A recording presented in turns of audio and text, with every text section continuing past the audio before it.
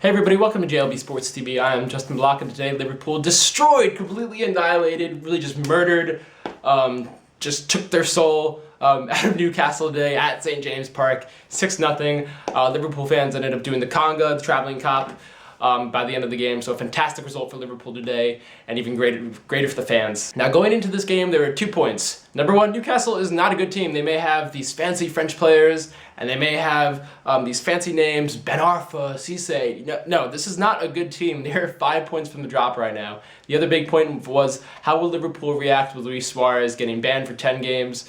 We really all expected the standard 4-3-3 with Henderson, Gerrard starting in midfield in front of Lucas, and then Coutinho, Sturridge up top, and Downing out wide. So that wasn't a surprise going in, but still, you have to wonder, this is a team that has really relied on Luis Suarez so much this year. How are they going to respond in the following game with him out? So in attack, Liverpool actually kind of shifted to a 4-2-3-1, which is what we've seen since Henderson, or I guess when Henderson starts, Liverpool kind of shifted that in attack. Henderson then tucks in on the left-hand side. You then have Coutinho as the true number 10, providing through balls to whoever the striker is up top in front of him, and then Downing always out wide. And with that, you can also have Steven Gerrard making bursting runs from midfield, and Luis Leiva staying back and doing his defensive duties, protecting the back four. So it's a very balanced formation for me, and one that worked out today pretty well for Liverpool. Most importantly in this game, Liverpool were able to get to really capitalize on a bright start. They pressured Newcastle early, and they were rewarded with a goal after only 2 or 3 minutes. Liverpool, more than any team in the Premier League, I believe, needs an early goal to get the confidence to finish the game off. If they don't get the goal, then it's sort of creeping on later in the game. They get more pressure on them, and you really get to feel that this is going to be another one of those games. Liverpool have all these shots, and they don't end up scoring enough goals for 3 points. Now, my friend Greg Vazone has been tallying these stats all season to really compare how Liverpool does when they concede first and when they score first. Now, when Liverpool scores first, they've won 20 matches, drawn 4 matches, and lost 3 matches. When they've conceded first, they've only won 2 matches, drawn 6 matches, and lost 11 matches. It's a remarkable difference between the two. So for Liverpool to get that early goal and really continue to pressure Newcastle, you had a feeling that it was going to be one of these kinds of days. One of those kinds of days in a good way. 6-0. Now, the player who was really tremendous for Liverpool today was Philippe Coutinho. He's really the only player in Liverpool's attack that is consistently looking to play those inside channels that Brendan Rodgers wants him to. I think in Brendan Rodgers' system, he wants his wingers, or his wide forwards, as he's called them, to really get in and get on the end of through balls, and he wants, obviously, his central striker to really be able to get on the end of those through balls as well, something that we saw in the Rafa's system as well.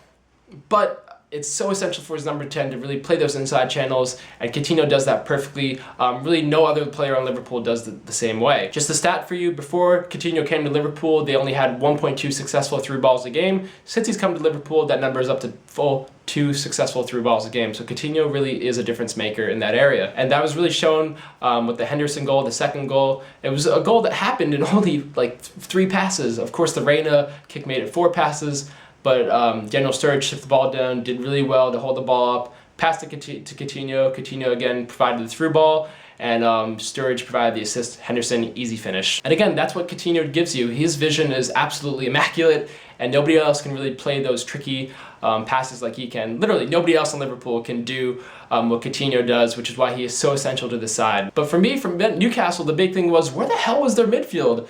On that Henderson goal, you're wondering, why was Liverpool able to score in only 3 passes outside of Pepe Reina's pass? That shouldn't happen at all. The back four is obviously out of sorts, but the midfield needs to be there to also protect the back four. So for me, Alan Pardew, the midfield, the back four for Newcastle today, completely out of sorts, got it completely wrong today. I thought Sturridge today as a number 9 was absolutely fantastic. He got the 2 goals to his credit with some confident finishing. But for me, what's really impressive about Daniel Sturridge is that he holds the ball up so well. He's willing to pass it on to other players, but he can also spin off of defenders and create space for himself from running on goal. And also, his pace just really stretches the field for Liverpool, adds a new dimension to the attack, and it's completely invaluable. Really, really happy with Daniel Sturridge's performance today. Now, the most shocking goal for me was another Daniel Sturridge goal. Steven Gerrard simply lofted the ball over the top, and Daniel Sturridge was able to finish the chance off for a goal. But if you look at this graphic right here, you can see that Newcastle's entire back four and midfield is just clustered up. and it was just so easy for Liverpool to run on and really finish the chance off. So again, Newcastle's midfield completely overrun today.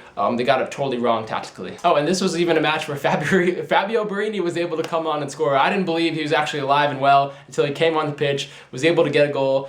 I think he'll be a key presence for Liverpool in these remaining 3 games, especially with Liverpool short of striker with Luis Suarez obviously banned. You can really ask any Swansea fan that watched him play under Rodgers, and they will all swear by his finishing. And today, a really confident finish from Fabio Borini. Took the ball, controlled it very easily in the box, and was able to fire it in. Pinpoint finish for Borini. And it only takes 1 goal for a player like Borini to get his confidence back and really get himself and assert himself in the sides. So I think Borini will do well in the remaining 3 games. Now, the most maddening part, I just want to touch on the Luis Suarez ban a little bit. The most maddening part of this ban to me was the fact that Brendan Rodgers had really yet to figure out how to best employ Coutinho, Sturridge, and Suarez, his 3 top attackers, how to really employ them and make them work well as one unit. He had really yet to figure that out, and we're not going to be able to figure that out until September. So that's really disappointing to me. We're not going to see those 3 really interchange and figure out how to play together, because if those 3 can learn how to properly play together and Liverpool can take care of themselves in midfield and in defense, this could be a very dangerous side next year. But great 6-0 win for Liverpool. I think they're unbeaten in the previous 5 matches now, and they continue to be really the most maddening side in the Premier League, because they can go out and draw Reading, who's easily the worst team in the Premier League, and then go out the next week and put Newcastle to the sword and score 6 goals on them. Liverpool, in addition to having the 2nd highest goal tally in the Premier League, they also have the 2nd most clean sheets in the Premier League, which somehow equals 7th place. So this has been a crazy season for Liverpool. It just doesn't make sense to me how they're not higher up the table given what they've done. But I can really just put my hands up like this. I don't really have an explanation. I do think that we've made progress under Brendan Rodgers. With this victory, Liverpool now have more points than they did last season, and also they have 8 more points than they did in this corresponding fixtures from last year.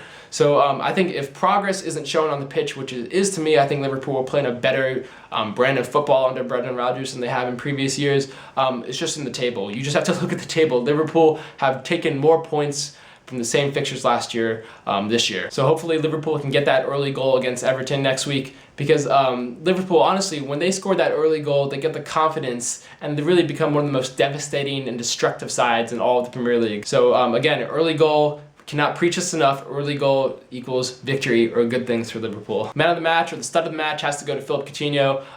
He could have gotten on the score sheet later, but just his incisiveness and creativity and his runs on the ball, players like Philippe Coutinho are going to be the reason why I think Luis Suarez ultimately stays.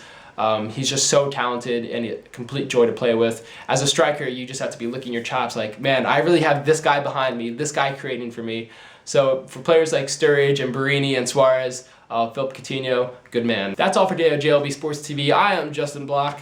Liverpool have the derby next week against Everton. I believe they're only 5 points behind Everton, so crucial if Liverpool want to leapfrog Everton this season and take 6th. It'd be really nice this season, given everything that Liverpool have been through, if they can at least finish in front of the Toffees. So let's, kick Everton's ass next week at Anfield. Before I go, comment section down below. What do you think is Philippe Coutinho's best quality? So let's give some more love to Coutinho today.